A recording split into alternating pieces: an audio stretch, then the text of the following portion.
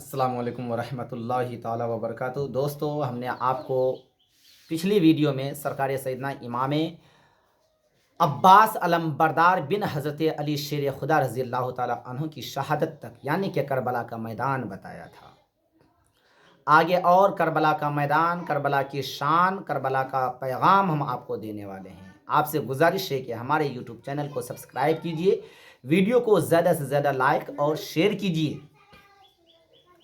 और शायर कहते हैं, ये इनायतों की जज़ा मिली, ये हिदायतों का सिला मिला। ये इनायतों की जज़ा मिली, ये हिदायतों का सिला मिला। जो चरागे नूरे नबी का था, उसे करबला में बुझा दिया। जो चराग नूरे नबी का था, उसे करबला में बुझा दिया। चमन आप अपना लुटा गए, कि बहारे दीन खुदा रे रहे। चमन आप अपना लुटा गए, के बहारे दीन खुदा रहे। ना जमा जो रंग बहार से, तो लहू भी अपना मिला दिया। ना जमा जो रंग बहार से, तो लहू भी अपना मिला दिया। हज़रत मोहतरम हज़रत अली अकबर रज़ी अल्लाह ताला अन्हु की शहादत, हज़रत अब्बास अलमबरदार की शहादत के बाद हज़रत अली अकबर रज़ी अल्लाह ताला अन्हु की बात हम आपको बता रहे हैं, जो हज़रत इमाम हुसैन रज़ी अल्लाह ताला अन्हु के नूर नज़र, तस्वीर पैगंबर हज़रत अली अकबर रज़ी अल्लाह ताला अन्हु हाजिर हैं, जिनकी उम्र शरीफ 18 बरस की है और मैदान जंग में जाने की इजाज़त तलब कर रहे हैं। अल्लाह वो अकबर। अजीब वक्त है कि प्यारा बेटा मेहरबान बाप से सर कटाने की इजाज़त तलब कर रहा है। हज़रत इमाम पाक ने मोहब्बत भरी निगाह अपने प्यारे बेटे पर डाली और फरमाया, बेटा तुमको खाको खून में तरपने की इजाज़त किस क़ल्ब जिगर से दूँ, और अगर इजाज़त नहीं देते तो बाग़ आले रसूल का शादाब गुलो रंजो गम से मुरझा जाता। क्योंकि इसको शौक़ शहादत ने इस कदर वारफ्ता बना दिया था कि अगर हज़रत इमाम पाक उनको मैदान जंग में जाने से रोक देते तो सदमात से उनके सीने में दिल का शीशा पाश पाश हो जाता। हज़रत इमाम पाक ने इजाज़त अता फरमा दी। हज़रत अली अकबर की शक्ल और सूरत हूबहू जमाल मुस्तफ़ा अलैहिस्सलातु तस्लीम का आईना था। हज़रत सहाबाए कराम को जब दीदार मुस्तफ़ा का शौक़ बेताब करता तो वह दूर दूर से सफ़र करके मदीना मुनव्वरा आते थे और हज़रत अली अकबर के चेहरे अनवर का हुस्न व जमाल देखकर उनके दिलों को तसल्ली हासिल हो जाती थी।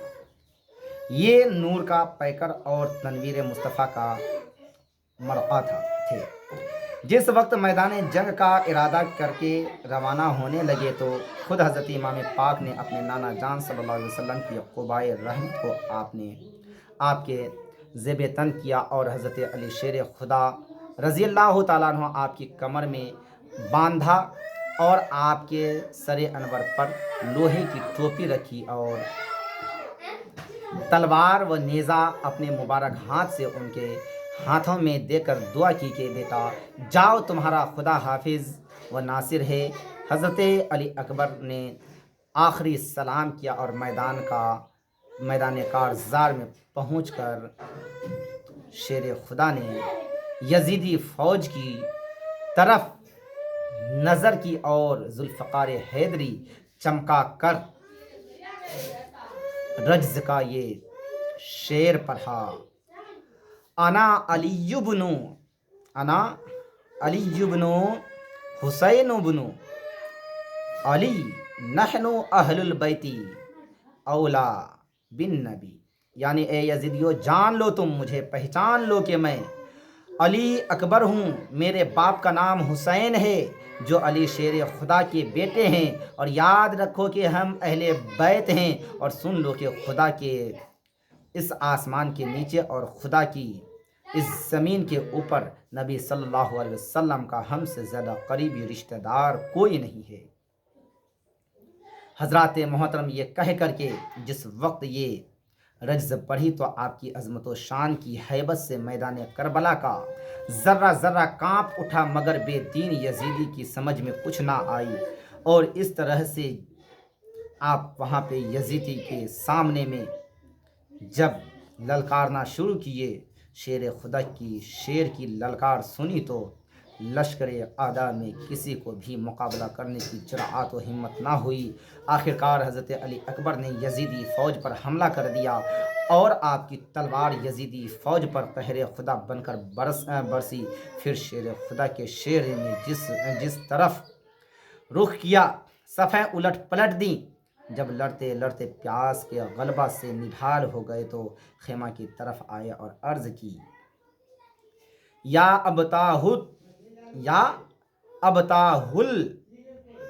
عطش، یا ابتاہ العطش، ابا جان پیاس سے بیتاب ہوں۔ امام پاک نے اپنے بیٹے کی پیاس کی سختی کو دیکھی، مگر یہاں پانی کہاں تھا جو پانی پلاتے۔ دست شفقت سے چہرہ پر نور کا گرد و غبار صاف کیا اور فرمایا، بیٹا اب تمہاری پیاس کے ختم ہونے کا وقت قریب آ گیا ہے۔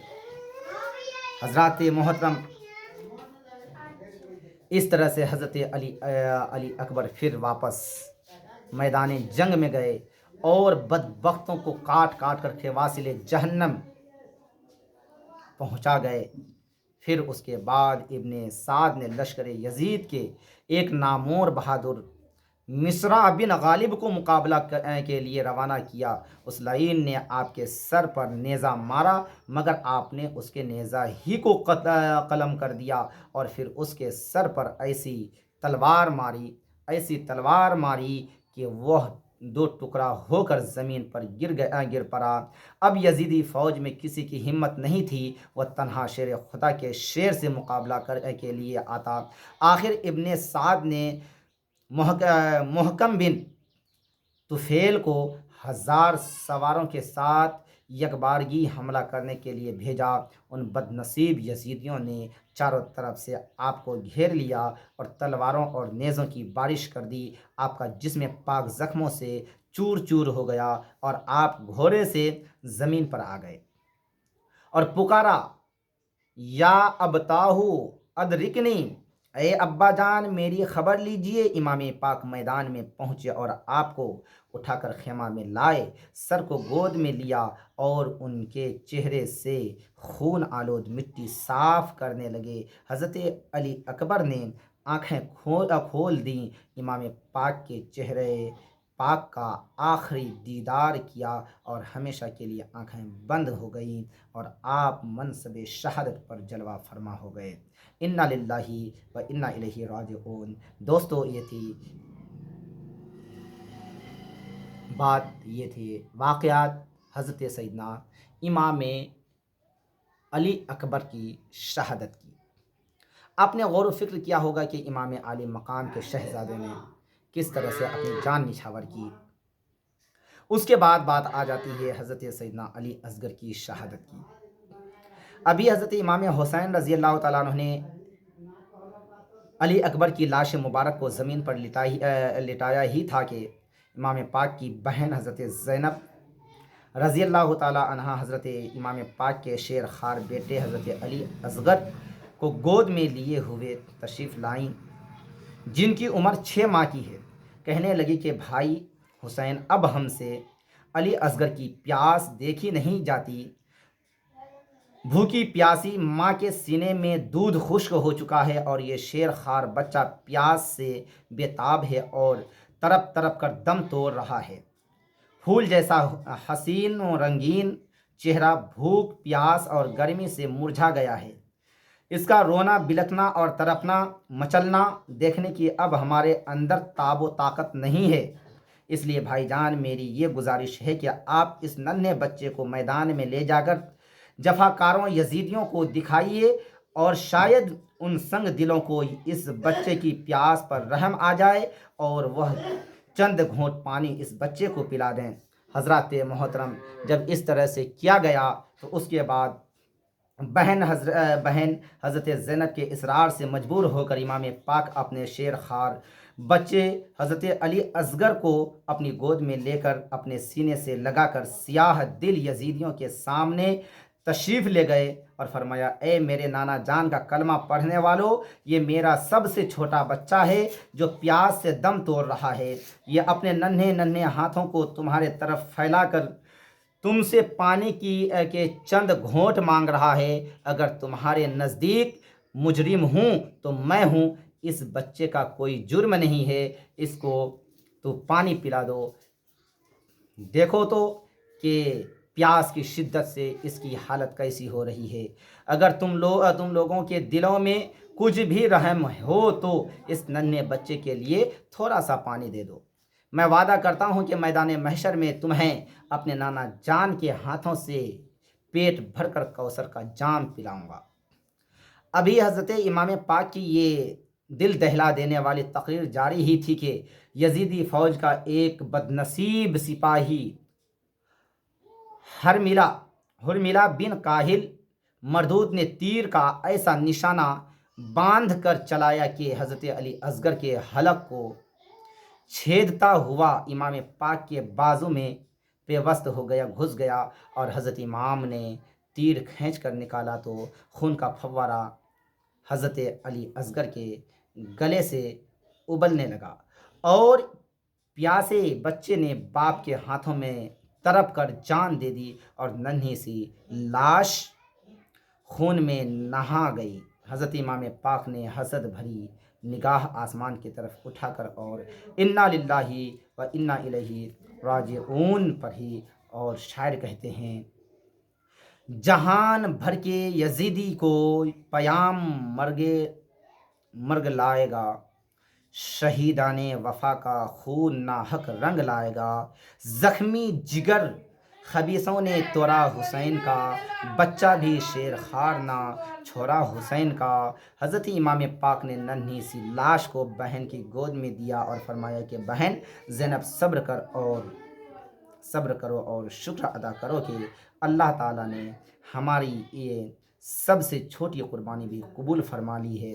پھر ننھے شہید کی لاش کو اپنے کلیجے سے لگا کر آہستہ آہستہ خیمہ کی طرف روانہ ہوئے۔ حضرت زینب نے جس وقت ماں کی گود میں علی اصغر کی لاش کو دیا تو ماں نے ہائے میرا لال کہہ کر لاش کو کلیجے سے لگا لیا اور روتے ہوئے کہا، بیٹا، میرا پیارا بیٹا، ایک مرتبہ اور اپنی ماں کے سوکھے ہوئے پستان میں منہ لگا لو کہ اب تم کو اپنے سینے سے مجھے لگانا کبھی نصیب نہیں ہوگا۔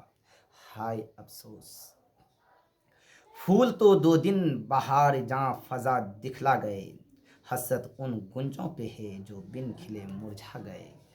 دوستو، حضرت امام حسین رضی اللہ تعالیٰ عنہ کے اس ننھا سا بچہ کو جب شہادت ملی، جب شہید ہو گئے، اس کے بعد ہوا کیا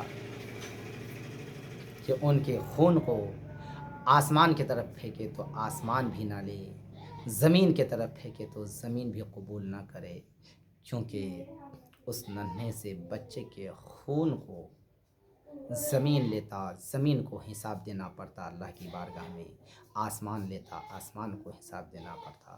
لہٰذا جو خون بلڈ جسم میں لگا رہا، کپڑے میں لگا رہا، اندازہ لگا سکتے ہیں کہ یہ کیسا ظالم انسان تھا جنہوں نے حضرت علی اصغر کو شہید کیا۔